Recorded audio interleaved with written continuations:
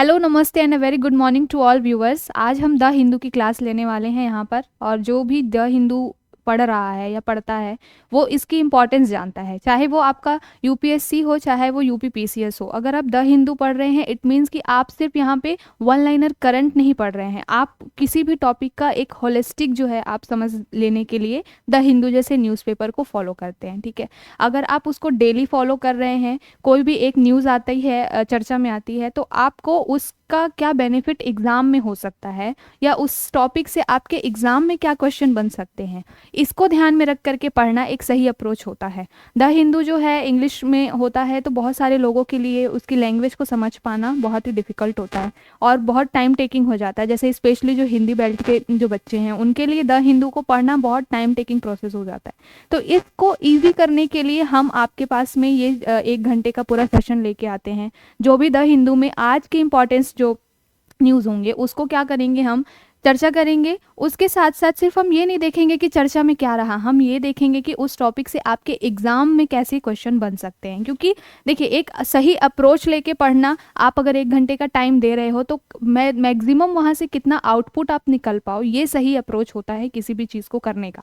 कुछ बच्चे आप में से होंगे जो सिर्फ इस वीडियो को देख रहे होंगे और वो देखेंगे, एक बार उन्होंने वीडियो देख लिया, 1.5 या 2 की स्पीड पे देखा और उसके बाद में अब उन्होंने छोड़ दिया।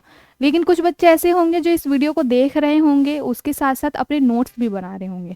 तो सही अप्रोच तो यही है कि आप जो भी टॉपिक द हिंदू जैसे अगर न्यूज़पेपर को फॉलो कर रहे हैं, तो जो भी टॉपिक आपके न्यूज़ में है उससे रिलेटेड आपको क्या है, नोट भी बनाते चलना है।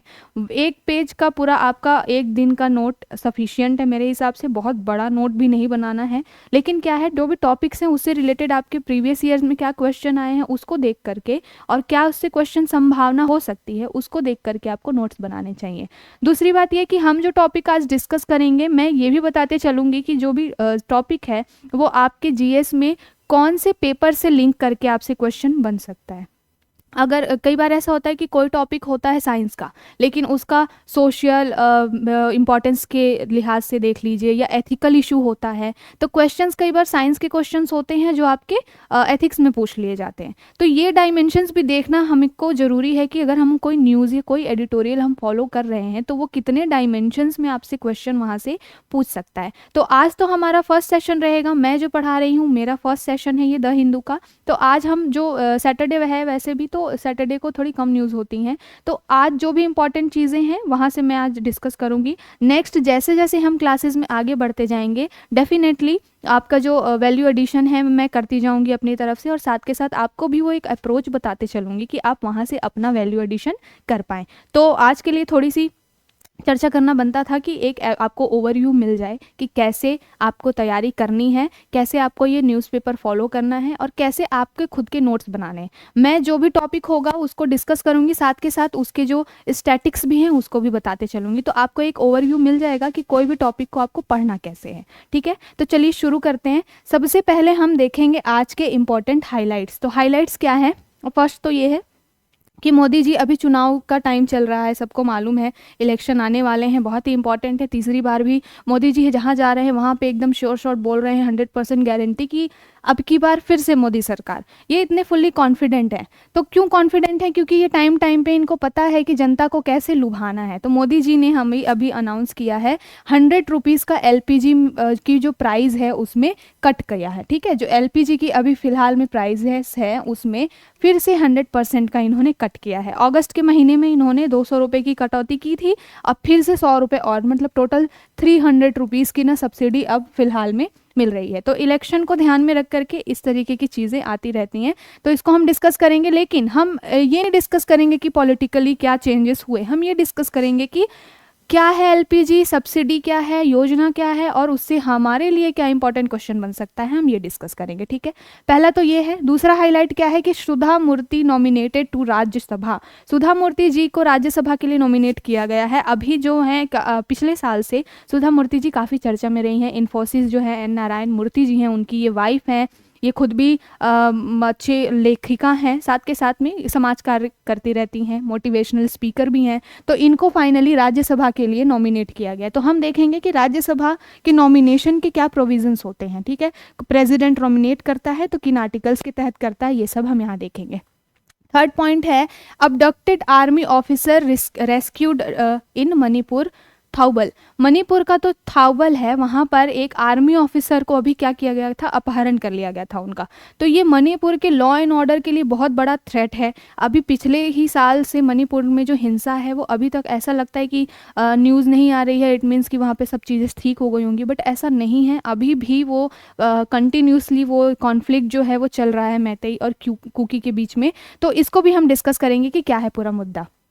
अगला पॉइंट है 2 की RTI portal under emergency maintenance. देखिए आरटीआई जो है वो आपके सूचना के अधिकार, जो ना राइट टू इन्फॉर्मेशन है, वो आपका सूचना का अधिकार है। दूसरी बात ये है कि ये ई गवर्नेंस के लिए बहुत ही इंपॉर्टेंट रोल अहम अदा करता है। देखिए आरटीआई का सीधा सीधा कनेक्शन क्या है, आपके पेपर 2 में जो है जीएस पेपर 2 है यूपीएससी का, उसमें क्या होता है कि जो गुड गवर्नेंस की बात होती है ना, ई शासन की बात होती है, सुशासन की बात होती है, तो वहाँ पर साथ के साथ में ये टॉपिक आपके पेपर 3 में जो टेक्नोलॉजी वाला पार्ट है, साइंस एंड टेक्नोलॉजी वाला पार्ट है, वहाँ पर भी ये बन सकता है। क्योंकि आरटीआई क्या है, इलेक्ट्रॉनिक तरीके से आप अपनी अधिकारों का जो है वो क्या कर रहे हैं, यूज़ कर पा रहे हैं। राइट टू नो का अधिकार क्या है कि आप जान पाएँ कि क्या चीज़ें चल रही हैं देश में, आपके जो भी अधिकार हैं। तो इसका जो संबंध है वो जीएस पेपर 3 से भी हो जाता है कहीं ना कहीं साइंस एंड टेक में, तो इसको भी ध्यान में रख करके पढ़ेंगे। उसके बाद में अगला जो टॉपिक है वो है कि 5 जजेस bench to hold special sitting on SBI plea in poll bond case. अभी बहुत ही चल रहा है ये इलेक्शन के टाइम में। एसबीआई को जो है सुप्रीम कोर्ट ने बोला था कि आप जो इलेक्टोरल बॉन्ड है, पहले तो सुप्रीम कोर्ट ने उसको अमान्य घोषित कर दिया है, अनकॉन्स्टिट्यूशनल। उसके बाद में सुप्रीम कोर्ट ने बोला कि आप डिटेल्स दीजिए कि कितने लोगों ने आपके यहाँ पे इलेक्ट्रॉनिक बॉन्ड खरीदे, जो है इलेक्टोरल बॉन्ड खरीदे, और फिर कितने कौन सी पार्टी को उन्होंने दिए। तो इसका डाटा जारी करने के लिए एसबीआई को बोला गया था, लेकिन एसबीआई ने क्या किया है कि सुप्रीम कोर्ट की अवमानना कर दी है, और 6 मार्च का जो टाइम दिया गया था तो उन्होंने और एक्स्ट्रा समय मांगा है। तो इसी के ऊपर ये है पूरा द हिंदू में ये एडिटोरियल। द हिंदू ने बहुत ज़्यादा इसकी कड़ी आलोचना करते हुए ये बोला है कि जो भी एसबीआई ने अपने तरफ से अपने पक्ष रखे हैं वो बहुत ही बेबुनियाद से लगते हैं। तो हम देखेंगे कि क्या पक्ष हैं और इसमें क्या प्रोग्रेस हुई है। अगला जो आर्टिकल है वो भी इसी से रिलेटेड है कि dubious response the SBI's reason to delay publication of details of electoral bonds defeat belief. देखिए सेम क्वेश्चन यही है, सेम टॉपिक है कि जो ये 5 जजों की बेंच जो है एसबीआई के लिए होल्ड कर रही है चीज़ें, और एसबीआई की जो सारी चीज़ें हैं उनको सुनने वाली है। और साथ के साथ में जो अगला है वो भी यही है कि क्या पॉइंट्स एसबीआई ने अपने रेस किए हैं, और फिर उसके बारे में है कि वो कितने सही हैं कितने गलत हैं। तो इसको हम देखेंगे, एक ओवरव्यू लेंगे यहाँ से। अगला जो टॉपिक है वो है gender equality as the plank of sustainable development. ये जो है पूरा एक आर्टिकल एडिटोरियल आया हुआ है द हिंदू में। कल 8 मार्च को क्या था, जो वर्ल्ड वुमेन डे मनाया हमने, महिला दिवस मनाया, अंतर्राष्ट्रीय महिला दिवस। तो इसी पर ये है, जेंडर इक्वालिटी के ऊपर है कि आप महिलाओं के समानता की बात करते हैं, वुमेन एम्पावरमेंट की बात करते हैं, लेकिन आप कितना उस चीज़ को एक्चुअल जो ग्राउंड लेवल पे उस चीज़ को कितना इम्प्लीमेंट कर पाए हैं, इसको लेकर के ये पूरा आर्टिकल है। क्या संभावनाएं हैं, क्या कमी है। तो ये जो एडिटोरियल है आपके लिए सोसाइटी, जो जीएस पेपर 1 है सोसाइटी में भी आपको इंपॉर्टेंस देगा। साथ के साथ में गवर्नेंस की बात आएगी, वहाँ पर भी ये चीज़ आ सकती है। पॉलिटी से रिलेटेड है कि हाँ हम समानता की बात करते हैं, महिलाओं के अधिकारों की बात करते हैं, तो ये आपका पेपर 2 से भी रिलेट हो गया। साथ के साथ में ये आपके पेपर 3 में भी आ जाएगा, क्योंकि जेंडर इक्वालिटी की बात करेंगे पेपर 3 में आपके क्या है, साइंस के साथ साथ आपके इकोनॉमी का भी जो पार्ट होता है वो भी है। तो यहाँ पर इकोनॉमिकली महिलाएं कितना आगे बढ़ रही हैं, क्या है उनकी प्रोग्रेस, इन सब चीज़ों में भी आपका ये टॉपिक इंपॉर्टेंट हो जाता है। तो देखिए इस तरीके से हर टॉपिक को हमको पढ़ना है कि कोई न्यूज़ आई है तो सिर्फ ये नहीं कि आज की ताज़ा खबर क्या है, चाय की चुस्की लेने के साथ में हमने शुरुआत की और बस एक बार देख लिया और हो गया। नहीं, आप अगर एग्ज़ाम के पॉइंट ऑफ व्यू से इस चीज़ को देख रहे हैं तो इट मीन्स आपको उस पे पूरी अच्छी तरीके से डीप एनालिसिस करके चलना है। तो चलिए ये रहा ओवरव्यू। अब हम चलते हैं डिस्कशन की तरफ आगे बढ़ते हैं। उसके पहले ये कि देखिए हमारे जो नॉन सब्सक्राइबर व्यूवर्स हैं वो सबसे ज़्यादा हैं और सब्सक्राइब किए हुए लोग बहुत ही कम हैं। तो देखिए जो मोस्टली जनता जो है वो देख रही है हमारा वीडियो, उन्होंने सब्सक्राइब नहीं किया हुआ है, तो प्लीज़ इसको आप ज़्यादा से ज़्यादा हमारे नोटबुक चैनल को सब्सक्राइब करिए। क्यों? क्योंकि हम आपके एग्ज़ाम के देखते हुए जितनी भी संभावनाएँ हो सकती हैं हमारे में चेंजेस करने की, हमारे में और बेटर सुधार करने की, हम वो कर रहे हैं, सो दैट आपको ज़्यादा से ज़्यादा लाभ मिले। तो आप भी हमारे लिए इतना करिए कि हमारा चैनल सब्सक्राइब करिए और हमारे साथ बने रहिए, स्टे कनेक्टेड रहिए। तो चलिए सबसे पहला हम देखते हैं जो हमारा पहला न्यूज़ क्या है कि Modi announced ₹100 cut in LPG refill prices. जो एलपीजी के जो आपको रिफिल मिलती है, सिलेंडर मिलता है, उस पर अभी ₹100 का कट किया है। मैंने इसको बता दिया कि पहले क्या था, पहले ये था 1100 रुपये समथिंग था कुछ। उसके बाद में अगस्त में 200 रुपये का इसमें सब्सिडी फिर से दी गई। अगस्त के टाइम पे 200 रुपये करके ये कुछ 900 में आया था, अभी 100 रुपये और कम कर देगी, तो 800 850 के करीब में अभी करंट प्राइस होना चाहिए एलपीजी का। तो हमारे लिए ये इम्पॉर्टेंट नहीं है कि 100 रुपये का चेंज हुआ या 200 रुपये का चेंज हुआ। हमारे लिए इम्पॉर्टेंट क्या है कि एलपीजी सब्सिडी है क्या।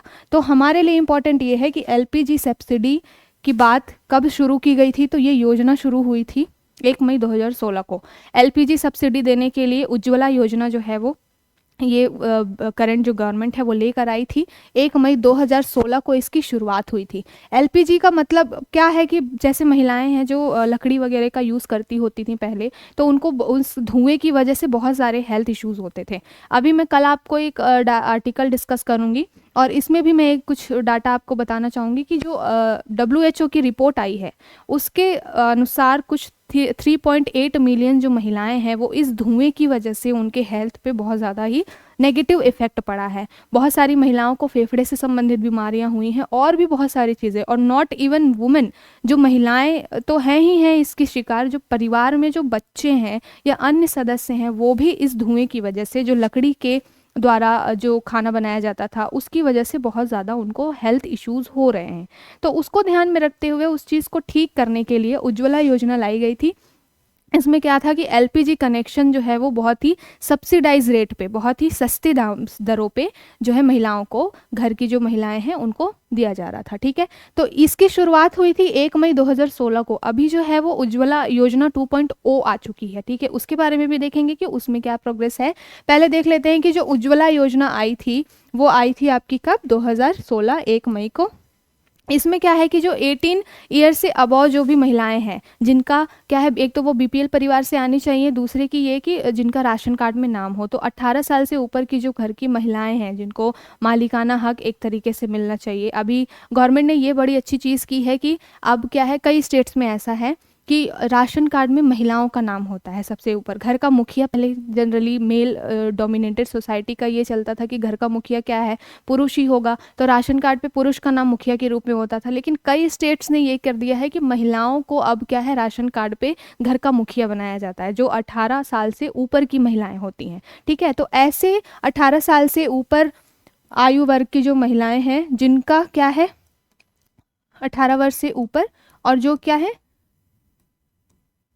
बीपीएल श्रेणी में आती हैं। ठीक है, बीपीएल जिनके पास राशन कार्ड है, ऐसी महिलाओं को ये कनेक्शन दिया जा रहा है। ठीक, तो अभी फिलहाल में क्या हुआ था कि 2021 तक हमने 99.8% का टारगेट जो है रीच कर लिया था।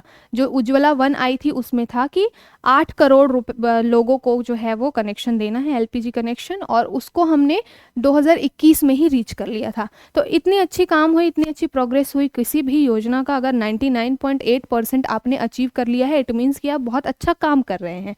तो उसको ध्यान में रखते हुए इस योजना को और एक्सटेंड किया गया और उज्ज्वला 2.0 लाया गया। ठीक है, तो उज्ज्वला 2.0 जो है वो क्या है, 2021-22 के बजट में ये आया और अभी उज्ज्वला 2.0 के तहत लगभग 9.60 लाख जो महिलाएं हैं उनको कनेक्शन देने की बात की गई है। और ये कब से कब तक रहने वाला है, तो जो उज्ज्वला 2.0 है ये रहने वाला है आपका 2024 से लेकर के पूरा 26 तक ये पूरा चलने वाला है स्कीम। ठीक है। आगे जब इसके टारगेट अचीव हो जाएंगे तो उम्मीद है ऐसा कि फिर से ये और डेट आगे एक्सटेंड हो जाएगी। ठीक है। तो हमारे लिए क्या इंपॉर्टेंट था, हमारे लिए इंपॉर्टेंट ये नहीं था कि 100 रुपये का कमी हुई या 200 रुपये की कमी हुई, ये तो आपसे कभी भी एग्जाम में नहीं पूछा जाएगा।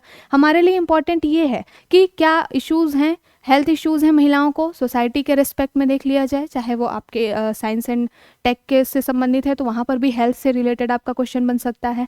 ये उज्ज्वला योजना चालू कब की गई है, तो फिर 1 मई 2016 को, अभी इसका सेकेंड वर्जन आ गया है। कब से कब तक चलने वाला है, 2024 से 26 तक ये चलने वाला है। इसमें क्या है कि लगभग 9.60 लाख जो महिलाएं हैं उनको एलपीजी कनेक्शन दिया जाने वाला है सस्ती दरों पर। और इसमें क्या होता है कि ऐसे लोगों को, पात्रता में ऐसे लोगों को दिया जाता है जिनके पास पहले से एलपीजी कनेक्शंस नहीं है, तो उनको ये दिया जाता है। और पूरे साल 12 महीने के हिसाब से साल में 12 जो रिफिल्स है, 12 जो सिलेंडर्स हैं वो दिए जाते हैं। तो ये पूरा टॉपिक हमारा ऐसे रिलेटेड था। अब हम चलते हैं दूसरे न्यूज़ की तरफ। ये बहुत ही इंपॉर्टेंट है, बहुत ही, मुझे पर्सनली ये महिला बहुत ही इंस्पायर करती हैं। ये सुधा मूर्ति जी हैं, और जो न्यूज़ में बने रहते होंगे वो जानते होंगे कि जो यूके के प्रेसिडेंट हैं फिलहाल में, यूके के जो प्राइम मिनिस्टर है फिलहाल में, ऋषि सुनक जी, उनकी ये सासू माँ है। तो पता होगा क्योंकि इनको पिछले साल ही पद्मश्री कुछ अवार्ड भी मिला था। तो सुधा मूर्ति जी हैं, ये बहुत ही अच्छी लेखिका है, बहुत ही अच्छी एक पर्सनालिटी हैं। इनको फाइनली क्या किया गया है, इनके योगदानों को देखते हुए भी राज्यसभा के लिए नॉमिनेट किया गया है। राज्यसभा में नॉमिनेशन का जो पूरा मुद्दा है वो सुधा मूर्ति जी को, अभी ये टॉपिक यहाँ से इम्पॉर्टेंट ये बन सकता है कि किसको नॉमिनेट किया गया है। तो वन लाइनर अगर आप फैक्ट देखेंगे तो ये है कि राज्यसभा में सुधा मूर्ति जी को नॉमिनेट किया गया है। लेकिन हमें क्या देखना है कि अब ये हमारे एग्ज़ाम के पॉइंट ऑफ व्यू से कैसे यूज़फुल हो सकता है। तो हम देख लेंगे कि जो नॉमिनेशन है राज्यसभा में वो होता कैसे है। तो पॉलिटी का जो जीएस पेपर 2 है, यहाँ से आपके लिए ये क्वेश्चन है। अब ये आपके प्रीलिम्स के लिए भी है और ये आपके मेंस के लिए भी है। ठीक है, मेंस में भी आपसे ये क्वेश्चन पूछ सकता है। मेंस में कैसे क्वेश्चन बनते हैं कि राज्यसभा में जो माना जाता है ऐसा कि जो राज्यसभा है वो उच्च सदन है, वहाँ पर सबसे ज़्यादा पढ़े लिखे लोग होते हैं। लेकिन आज के डेट में ये देखा जा रहा है कि वहाँ पर भी बहुमत की सरकार है, जो बहुत ज़्यादा रूलिंग पार्टी जो है उसकी मेजॉरिटी बहुत ज़्यादा है। तो अब क्या राज्यसभा अपनी शिक्षा के मामले में या अपनी वैज्ञानिकता के मामले में उतनी रिलेवेंट रह गई है कि लोकसभा की जो भी बिल आए या विधेयक आए उन पे चर्चा करने के लिए क्या राज्यसभा अब इतनी रिलेवेंट रह गई है। तो ये टॉपिक बन जाएगा आपके मेंस के पर्सपेक्टिव से। तो आपको क्या है, कोई भी टॉपिक में ये भी चीज़ें देख के चलनी है कि यहाँ से कहाँ से क्वेश्चन बन सकता है। ठीक, फिलहाल हमने देख लिया कि मेंस के पर्सपेक्टिव से राज्यसभा की रिलेवेंस के बारे में चीज़ें बन सकती हैं। अब हम देख लेते हैं पीटी के पॉइंट ऑफ व्यू से यहाँ से क्या क्वेश्चन बन सकता है। प्रीलिम्स के पॉइंट ऑफ व्यू से ये बनेगा कि भाई राज्यसभा में नॉमिनेशन जो होता है वो कौन से आर्टिकल के तहत होता है। तो आर्टिकल 80 जो है, अनुच्छेद 80 जो है वो राज्यसभा में नॉमिनेशन के लिए है। ठीक है, आर्टिकल 80 किसके लिए है, आर्टिकल 80 है आपका राज्यसभा में नॉमिनेशन। ये हमें शॉर्ट फॉर्म में लिख रही हूँ। राज्यसभा कौन करता है नॉमिनेशन, तो जो राष्ट्रपति हैं हमारे, वो सदस्यों में से, जैसे कि राज्यसभा की पूरी स्ट्रेंथ कितनी है, 250 सदस्य संख्या है, वर्तमान में 245 सदस्य वहाँ पर है।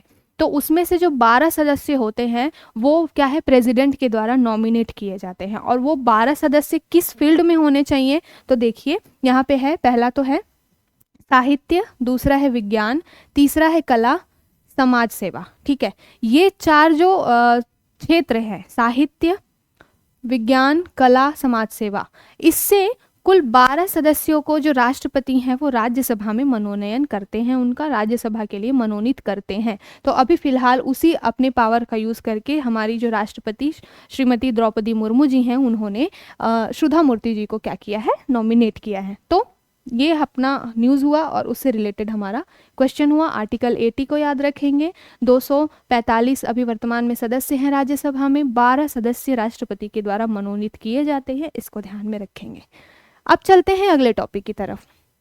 अगला जो न्यूज़ है वो है कि एबडक्टेड आर्मी ऑफिसर रेस्क्यूड इन मणिपुर थौबुल, ये थौबुल जो है वो मणिपुर का एक क्षेत्र है, एक जगह का नाम है थौबुल। और मणिपुर में जो एक आर्मी ऑफिसर हैं उनको ही अपहरण कर लिया गया। तो अब आप सोच सकते हैं कि वहाँ का लॉ एंड ऑर्डर किस तरीके से खराब हुआ पड़ा है कि लोगों को बिल्कुल भी डर ही नहीं है इस बात का कि वो जो चीज़ कर रहे हैं उसके क्या भविष्य में उसके क्या नुकसान हो सकते हैं। मतलब किसी को शासन का, पुलिस का, सेना तक का डर नहीं रह गया है। मणिपुर में स्थिति इतनी खराब हो चुकी है। तो ये जो आर्मी जो ऑफिसर हैं, वो नाम इनका दिया नहीं होगा, एमिड द ऑनगोइंग एथिकल कॉन्फ्लिक्ट। देखिए, एथनिक कॉन्फ्लिक्ट, एथनिक कॉन्फ्लिक्ट कहने का मतलब है कि जो वहाँ पर मणिपुर में मैतेई है और कुकी हैं, वो क्या है, एक एथनिक ट्राइबल ग्रुप से आते हैं। और वो क्या है, मैंने आय दृष्टि की जिसने क्लास ली होगी उसमें मैंने बताया था कि मैतेई, कुकी और नागा, ये 3 ट्राइब्स मणिपुर में मोस्टली पाई जाती हैं। उनमें भी जो 90% एरिया जो है पहाड़ी क्षेत्रों में है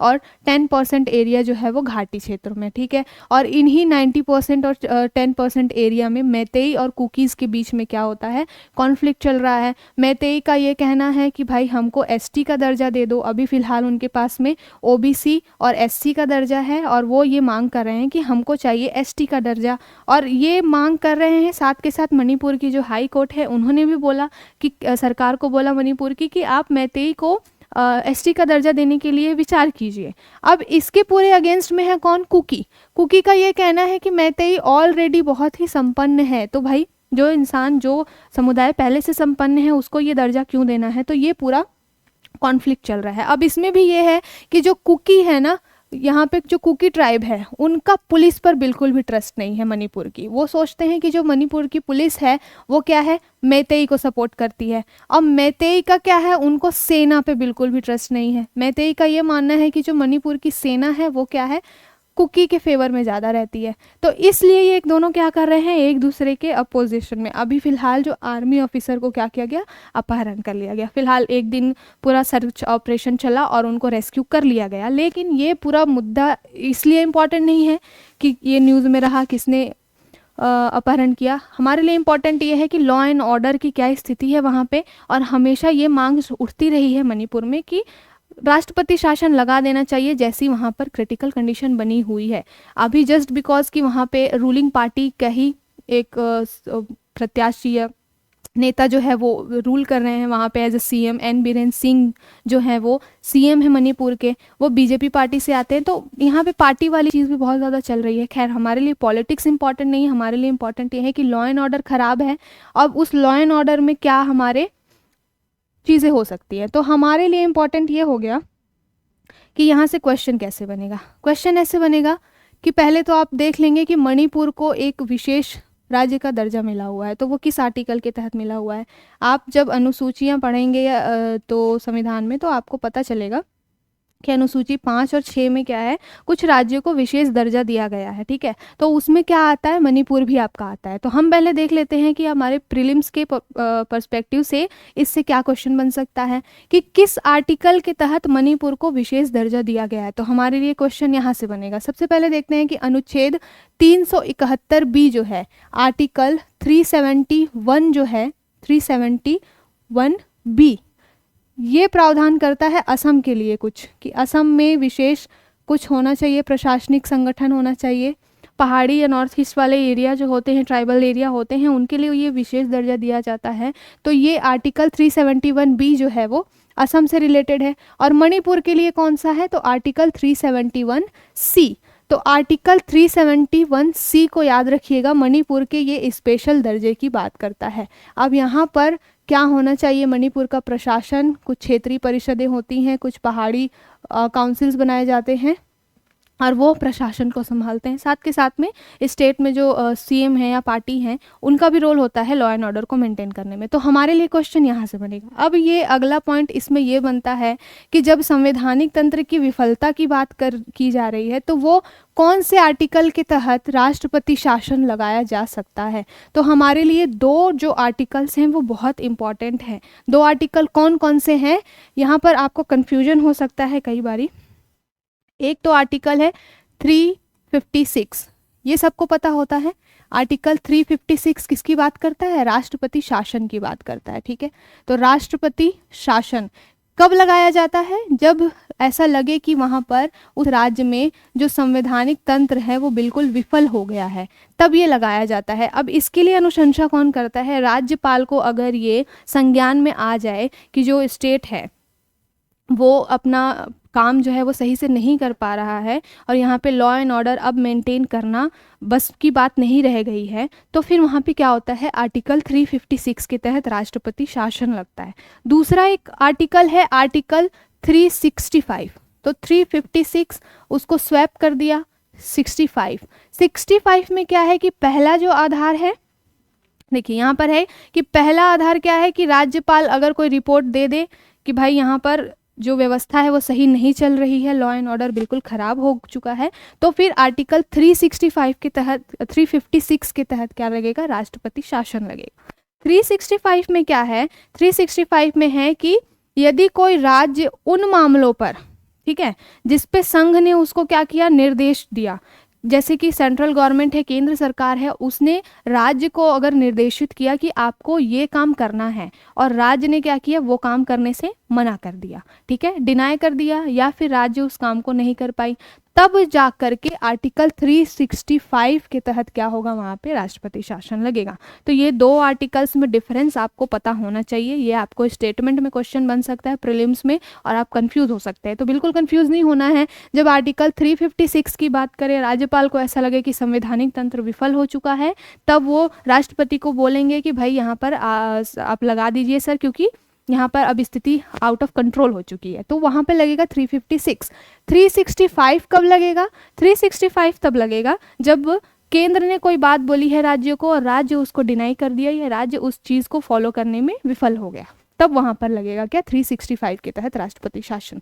तो देखिए, मैंने अभी बताया स्टार्टिंग में ही कि किसी भी टॉपिक को आपको कैसे पढ़ना है, कैसे न्यूज़ देखना है, उसका आपका नज़रिया जो है वो बहुत क्लियर होना चाहिए। आप न्यूज़ आपने पढ़ ली, अगर जो लोग होंगे जो बिल्कुल सिर्फ न्यूज़ देखने के लिए आए हैं, उन्होंने सुन लिया, उनका जो दिमाग में चीज़ें बन गई, उनको पता चल गया कि यहाँ यहाँ ये चीज़ चल रही है, बट आपको सिर्फ ये न्यूज़ देखनी नहीं। अगर आप यहाँ पर इतना टाइम दे रहे हैं अपना, तो फिर वहाँ से आपको मैक्सिमम आउटपुट निकालना होगा कि how it is beneficial for your exam, ठीक है। तो उसको ध्यान में रखते हुए आपको ऐसे पढ़ाई करनी है कि टॉपिक का पूरा आप क्या कहते हैं 360 डिग्री एनालिसिस कर लीजिए, बिल्कुल वहाँ से जो भी चीज़ें आप निचोड़ सकते हैं उस टॉपिक से, वो आपको निकाल लेना है। कैसे निकालेंगे आप? इसके लिए सबसे इम्पॉर्टेंट चीज़ ये है कि आपको प्रीवियस ईयर पेपर्स देखना चाहिए।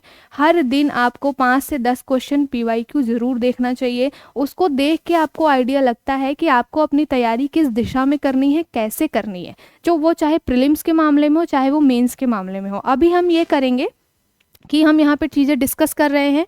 हम प्रीलिम्स के क्वेश्चन कल परसों से हम क्या करेंगे कि आज का जो टॉपिक हमने डिस्कस किया उससे रिलेटेड हम कम्युनिटी जो आपके क्वेश्चंस होते हैं, नोटबुक IAS की जो कम्युनिटी टैगलाइन है, वहाँ पर हम क्वेश्चंस डाल दिया करेंगे। तो आप क्या करेंगे, प्रीलिम्स के क्वेश्चन वहाँ से आप कर सकते हैं, वहाँ से आप जा करके उसको सॉल्व करेंगे। कोई भी दिक्कत आएगी तो आप कमेंट करके हमें बता सकते हैं, हम उसको कोशिश करेंगे कि उस आपकी समस्या को रिजॉल्व कर सके, हम उसको समझा सके।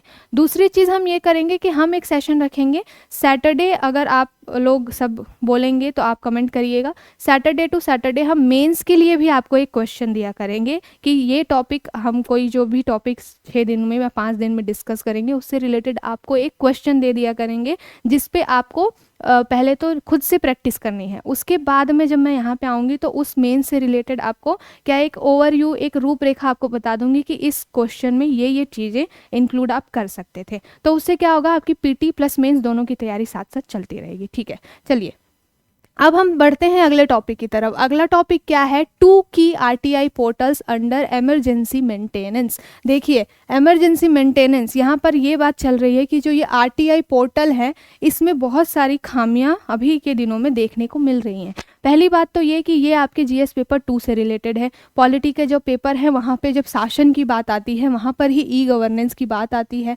और E-गवर्नेंस की बात आती है मतलब कि गुड गवर्नेंस की बात आती है, ठीक है। E-गवर्नेंस ही एक टूल है किसका, गुड गवर्नेंस का, सुशासन का ये एक टूल है ई गवर्नेंस। ई गवर्नेंस का मतलब क्या है कि जो जनता है उसको जो भी शासन के नियम हैं, रूल्स हैं, वो सारे एक जगह पे ऑनलाइन प्लेटफॉर्म पे पता चल जाए, जो भी बेनिफिट्स हैं उनके बारे में उनको एक जगह ऑनलाइन पता चल जाए। तो ठीक है, तो ये ई गवर्नेंस का एक कॉन्सेप्ट होता है। आरटीआई जो है वो भी आपके ई गवर्नेंस का ही एक पार्ट है। आरटीआई का फुल फॉर्म क्या है, राइट टू एजुकेशन। अब ये न्यूज़ में क्यों आया है, न्यूज़ में इसलिए आया है कि जो इलेक्शन कमीशन है ना, उसकी पोर्टल पे अभी कुछ चीज़ें देखी गई हैं जो ख़राब चल रही हैं, मतलब कि सही से ये न्यूज़ नहीं दे पा रहे हैं या कुछ दिक्कतें आ रही हैं। जब आप लॉग इन कर रहे हैं इस पर जा कर के आरटीआई के लिए, तो आपको बहुत सारे डिफ़िकल्टीज आ रही हैं। दूसरी बात ये हुई है कि जो आरबीआई ने पेमेंट करने का माध्यम है उसमें भी बहुत ही लिमिटेड आपके पास चॉइसेस रखी हैं। जैसे क्या होता है कि अगर आपको किसी टॉपिक से रिलेटेड कुछ चीज़ जाननी है सरकार के बारे में या सरकार की किसी स्कीम के बारे में या कोई भी चीज़ के बारे में आपको नॉलेज लेनी है, तो आप क्या कर रहे हैं, यहाँ पर आवेदन कर रहे हैं, आरटीआई पोर्टल पे जाके आवेदन कर रहे हैं। उसकी 10 रुपये शायद फ़ीस है, मिनिमम जो फ़ीस है वो 10 रुपये है, और 10 रुपये की फ़ीस अदा करके आप क्या कर सकते हैं, वो जो भी चीज़ जो सूचना आप लेना चाहते हैं वो प्राप्त कर सकते हैं। लेकिन अभी दिक्कत ये आ रही है कि इलेक्शन कमीशन का जो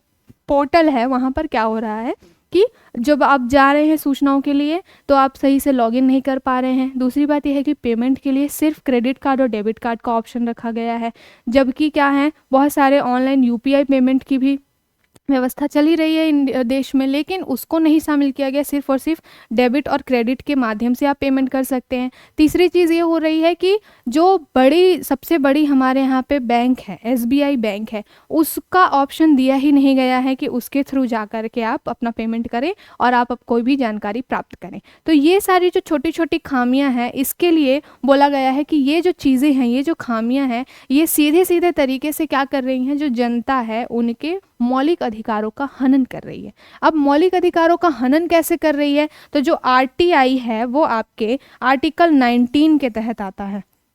अप्रत्यक्ष रूप से ये आता है, क्लियरली तो लिखा नहीं गया है, लेकिन आर्टिकल 19(1) में जो है वो आपका आरटीआई आता है, जानने का अधिकार जो है। साथ के साथ इसको अगर आप रिलेट करें तो ये कहीं ना कहीं आपके आर्टिकल 21 से भी संबंधित है। ठीक है, आर्टिकल 21 में भी ये चीज़ें हैं, लेकिन ज़्यादा इम्पॉर्टेंट कहाँ है कि ये आर्टिकल 19 से रिलेटेड मुद्दा है कि आपको अपनी चीज़ों के बारे में, जब हम अभिव्यक्ति की स्वतंत्रता की बात करते हैं आर्टिकल 19 में, तो आरटीआई भी उसी के अंदर आता है, अभिव्यक्ति की स्वतंत्रता के अंदर। ये डायरेक्टली कहीं नहीं लिखा है। ये क्वेश्चन आपसे बनता है कि ये अप्रत्यक्ष रूप से है या प्रत्यक्ष रूप से, तो आरटीआई जो है वो अभिव्यक्ति की स्वतंत्रता आर्टिकल 19A के 1A के तहत अप्रत्यक्ष रूप से जुड़ा हुआ है। तो यही सारा मुद्दा है कि जब इतनी सारी खामियां इस पोर्टल पे हैं, मतलब कि क्या है, कहीं ना कहीं ये आपके मौलिक अधिकारों का हनन कर रहा है। तो इसको लेकर के ये पूरा आर्टिकल है।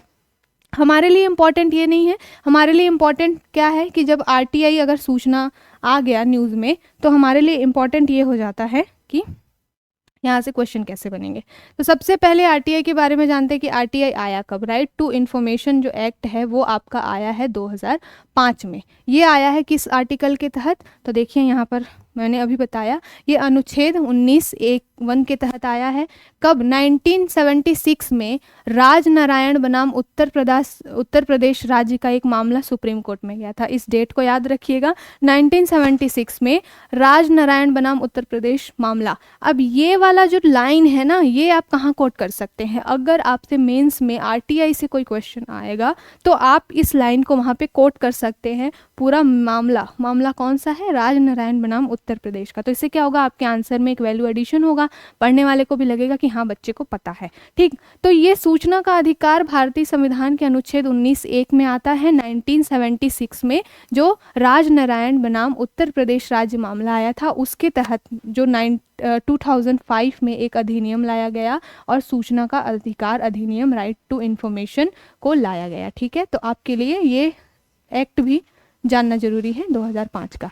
फिलहाल क्या हुआ, मुद्दा ये हुआ कि 2019 में इसमें संशोधन किया गया। ठीक है, तो 2019 में संशोधन कर दिया गया और उसके बाद में इसमें कुछ और डेवलपमेंट्स किए गए।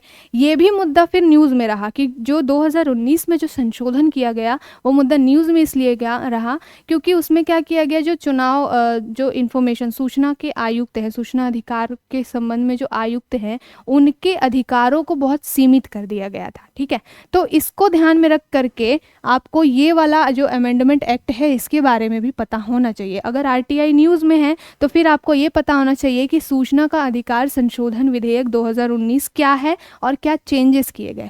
सबसे पहले ये है कि जो 30 दिनों के भीतर जो भी आप सूचना मांगते हैं वो आपको 30 दिनों के अंदर क्या होना चाहिए, वो आपको मिलना चाहिए। ये आपका अधिकार है, ये आपको मेंशन है इस राइट टू इन्फॉर्मेशन एक्ट के रूल्स में कि अगर आपने कोई सूचना मांगी है तो वो क्या है, आपको 30 दिनों के भीतर मिलनी चाहिए। लेकिन ये हो नहीं पा रहा है किसी कारणवश। कई बार ऐसा हो रहा है कि आप लोअर लेवल पे मांग रहे हैं ये सूचना और जो अधिकारी हैं वो आपको सही समय पे सही सूचना दे नहीं पा रहे हैं, फिर वो एक से दूसरे अधिकारी, दूसरे से तीसरे अधिकारी, ये चलता रहता है। तो यहाँ पे एक मुद्दा ये फंस जाता है। दूसरी बात ये कि ये जो अमेंडमेंट किया गया 2019 में, उसमें क्या कर दिया गया, पहले ऐसा होता था कि जो सूचना के अधिकार आयुक्त होते हैं, मुख्य सूचना आयुक्त होते हैं, उनका कार्यकाल 5 वर्षों का था।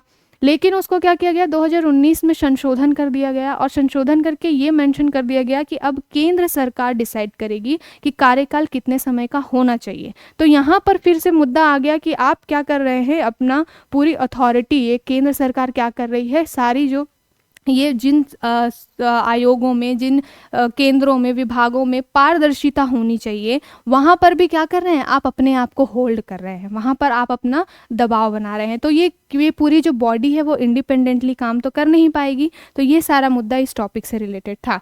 ठीक है, तो ये हमारा एक न्यूज़ आई, उसमें हमने क्या किया, अपने एग्ज़ाम के लिए इंपॉर्टेंट चीज़ें वहाँ से निकाल ली कि हमारे एग्ज़ाम के लिए क्या इंपॉर्टेंट था। चलिए आगे चलते हैं, अगला न्यूज़ देखते हैं कि 5 जज bench to hold special sitting on SBI plea in poll bond case. जो अभी इलेक्टोरल बॉन्ड का सारा मुद्दा चल रहा है, पहले तो बात ये कि सुप्रीम कोर्ट ने उसको अनकॉन्स्टिट्यूशनल घोषित कर दिया है कि ऐसे जो है असंवैधानिक है ये, कि आप ये नहीं जारी कर रहे हो कि किसने पैसा दिया, किस पार्टी को पैसा दिया। तो कहीं ना कहीं ये पारदर्शिता जो है वो ख़त्म हो रही है। तो पहले तो इलेक्टोरल बॉन्ड जो है वो अनकॉन्स्टिट्यूशनल करार दे दिया गया, असंवैधानिक। उसके बाद में 5 जजों की बेंच ने, जो एसबीआई है, क्योंकि आपको पता होना चाहिए कि जो इलेक्टोरल बॉन्ड को खरीदने बेचने का एकमात्र अथॉरिटी किसके पास था, एसबीआई के पास था। तो आप जो भी लोग हैं इलेक्टोरल बॉन्ड खरीदना चाहते थे वो उनका केवल और केवल एसबीआई में ही वो वहाँ से खरीद सकते थे। तो सारा डाटा जो है वो एसबीआई के पास था। तो कोर्ट ने बोला कि आप जल्द से जल्द ये सारा डाटा जो है वो इलेक्शन कमीशन को दीजिए, सो दैट अभी इलेक्शन आने वाले हैं, उससे पहले लोगों को, जनता को ये पता होना चाहिए कि किस पार्टी को कितने पैसे मिले और कितने दिए। तो यहाँ पर क्या किया, एसबीआई खेल गई। एसबीआई ने बोला कि हम इतनी जल्दी ये चीज़ें नहीं दे पाएंगे। क्यों नहीं दे पाएंगे, क्योंकि हमने अपने जो सिक्योरिटी जो है वो इतनी टाइट कर रखी थी कि हमें खुद नहीं पता कि भाई किस व्यक्ति ने किस पार्टी को कितने पैसे दिए हैं। अब ये सीधा सीधा साफ साफ झूठ बोला है एसबीआई ने, ऐसा बहुत सारी जगह चल रहा है। क्यों, क्योंकि अभी कुछ महीने पहले ही इन्होंने जो रूलिंग पार्टी है उसको सारा डाटा दिया था। तो ये वाला पूरा मुद्दा चल रहा है। अब इसके लिए क्या है, सुप्रीम कोर्ट ने बोला था भाई कि 6 मार्च का डेट है, 6 मार्च तक आप अपना जितनी भी डिटेल है वो आप दीजिए, और 13 मार्च को इलेक्शन कमीशन क्या करेगी, उसको अपने पोर्टल पे डालेगी। जो इलेक्शन कमीशन है वो अपने पोर्टल पे डालेगी 13 मार्च को, और जो जनता है वो देखेगी, और इससे क्या होगा, शासन में पारदर्शिता बढ़ेगी। लेकिन एसबीआई ने क्या किया, 4 मार्च को क्या किया, एसबीआई ने अपना एक प्ली डाला। प्ली में क्या बोला उन्होंने कि हम इतनी जल्दी, इतनी शॉर्ट नोटिस पे ये नहीं कर पाएंगे, क्योंकि हमें खुद नहीं पता है एक तो हमें उस चीज़ को खंगालने में समय लगेगा। इन्होंने, एसबीआई ने डेट कब मांगी, सीधे सीधे मांग ली जून की डेट। अब जून की क्यों मांगी भाई, कि जून में आपके इलेक्शंस भी कंप्लीट हो जाएंगे, रिजल्ट भी आ जाएगा, पार्टी जीत भी जाएगी, और जून में क्या होगा, सारा मामला ही खत्म। अब जून में आप दो या ना दो, इलेक्शन तो हो गए, जनता को तो पहले से पता ही नहीं चल पाया क्या था क्या नहीं था। जनता तो अपने वही पुराने जो भी घिसे पिटे मुद्दे हैं उन्हीं के बेस पे आपको वोट दे देंगी, सारी चीज़ें आपके फेवर में। तो कोर्ट में फिर से जो एडीआर है, एसोसिएशन ऑफ डेमोक्रेटिक रिफॉर्म्स जो हैं, जिन्होंने ये पूरा मुद्दा लाया था, ये जो है एक संगठन है, एक एनजीओ टाइप का है, जो क्या करता है, लोकतांत्रिक चीज़ें कैसे चल रही हैं, लोकतंत्र किस तरीके से सही से काम कर रहा है नहीं कर रहा है, इसके लिए ये क्या करती हैं, अपनी निगरानी रखती हैं और समय समय पर अपनी रिपोर्ट जारी करती हैं। एडीआर ही वो संस्था है जिसने सबसे पहले ये चीज़ें निकाली कि कौन सी पार्टी को कितना चंदा मिल रहा है। तो इसमें बताया गया था कि लगभग जो अभी रूलिंग पार्टी है बीजेपी है, उसको 57% जो है वो पूरा क्या मिला था, चंदा सबसे ज़्यादा जो है बीजेपी को मिला था 57% का इलेक्टोरल बॉन्ड के थ्रू। ये एडीआर ही है और ये एडीआर को आप अपने जो आंसर राइटिंग है उसमें भी कोट कर सकते हैं। ये बहुत ही इंपॉर्टेंट एक संस्था है जो क्या करती है, देश में लोकतंत्र को कैसे मजबूत किया जा सकता है इस पर काम करती है। तो एडीआर ने फिर से एसबीआई के खिलाफ में क्या दिया, एक प्ली डाली कि ये तो सीधा सीधा कोर्ट की अवमानना है। जब कोर्ट ने बोल दिया कि 6 मार्च को आपको बताना है वो चीज़ें, आप 4 मार्च को जा रहे हो और 2 दिन पहले शॉर्ट नोटिस पे कह रहे हो कि हम ये नहीं कर पाएंगे, मतलब कोर्ट की आपने अवमानना की है। तो ये पूरा मुद्दा है और फिर 5 जजों की बेंच है, उन्होंने बोला भाई कि ऐसे नहीं चलेगा। अभी फिर से हियरिंग होने वाली है उसकी 11 मार्च को, तो फिर वहाँ पर पता चलेगा। देखिए अब ये अगला जो है वो टॉपिक फिर से वही है। मैंने स्टार्टिंग में बताया कि जो द हिंदू न्यूज़पेपर है उसने इस चीज़ की बहुत कड़ी आलोचना की है कि एसबीआई ने जो अपने पक्ष रखा है ना वो बहुत ही बेबुनियाद है। क्या है कि the SBI's reasons to delay publication of details of electoral bonds defy belief, मतलब ट्रस्ट खोता है। ये क्या ही बात कर रहे हैं, ये क्या बात कर रहे हैं। देखिए एसबीआई ने क्या बोला है, पहले तो जान लेते हैं कि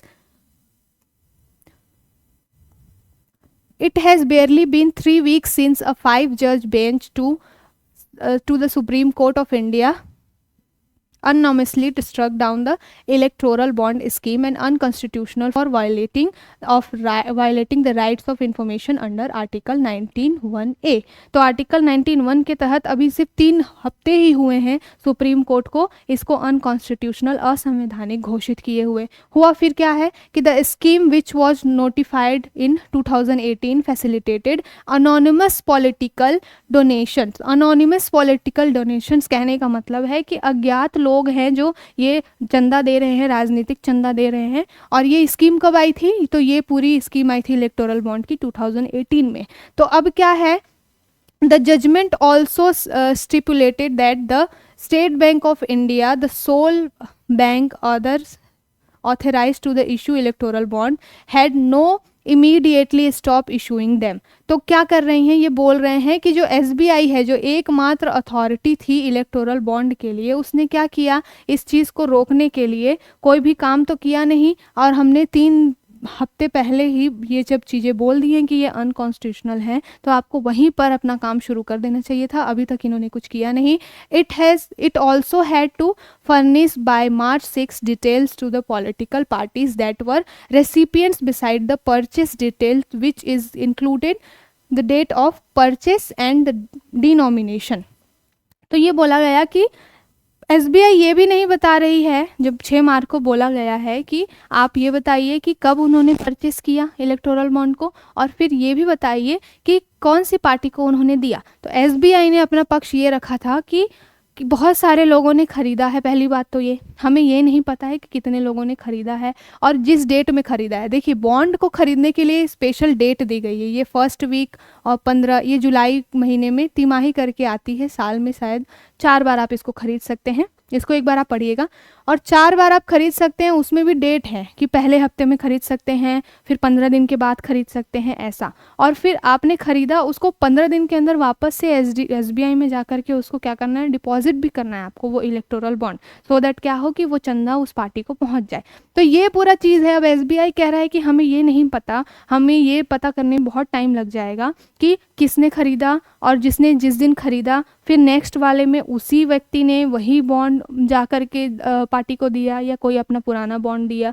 ये सब चीज़ें हैं, इसको पता करने में हमें बहुत टाइम लगेगा। तो वही इस आर्टिकल में है कि ये सारे जो हैं वो बहुत ही बेबुनियाद से पक्ष हैं, इतना टाइम नहीं लगना चाहिए। इलेक्ट्रॉनिक्स आप जब केवाईसी वगैरह के थ्रू ही आप बैंक में पेमेंट लेते हो, डिपॉजिट लेते हो या देते हो, तो केवाईसी में तो नो योर कस्टमर क्या है, नो योर कस्टमर मीन्स आप जान रहे हो कि आपके कस्टमर कौन है और आपके पास में किसने खरीदा, किसने आपको पैसे दिए। तो ये बोलना कि हमारे पास डिटेल नहीं है, ये बहुत गलत बात है।